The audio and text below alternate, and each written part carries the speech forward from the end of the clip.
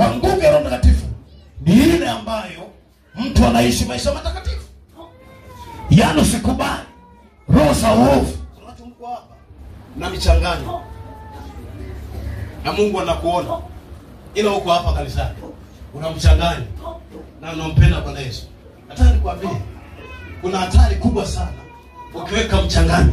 Unaweza sijue sasa hivi na mafundisho haya unaweza kaona kama hayana maana kwako, lakini saa utakaponaswa utakumbuka haya ninayokufundisha.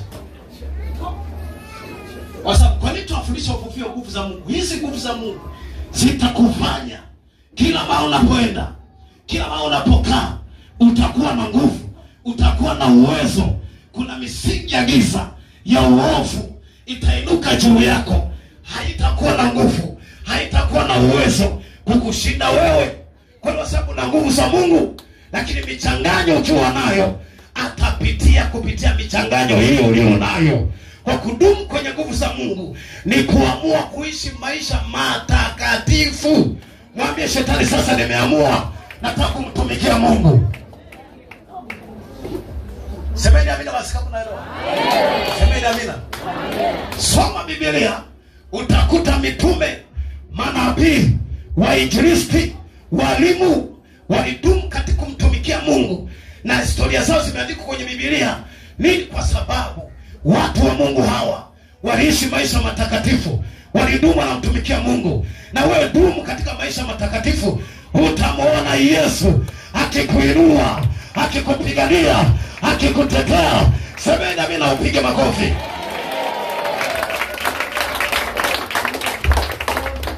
Sema, kuanzia leo nimekataa kuishi maisha machafu, namtaka Yesu na nguvu zake. Sema, Yesu nakutaka wewe na nguvu zake. Sema, maanisha. Hebu mwambie jina lako, sasa inatosha kuekiteki. Mwambie, umeona yanayoendelea duniani, umeona michafuka duniani inapoendelea, amua kuishi maisha matakatifu.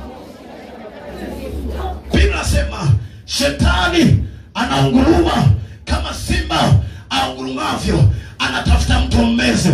Halo, mashetani, majini, wachawi, hata wakinguruma namna gani, wakikutafuta kumeze, kama una nguvu ya Mungu hawatakuweza. Kwani kwa sababu ndani yako unaishi maisha matakatifu.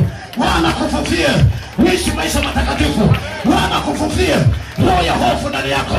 Semeni amina wa zamani. Roho ya utakatifu hufuta yote, huleta yote na yote, hata iliyoshindikana.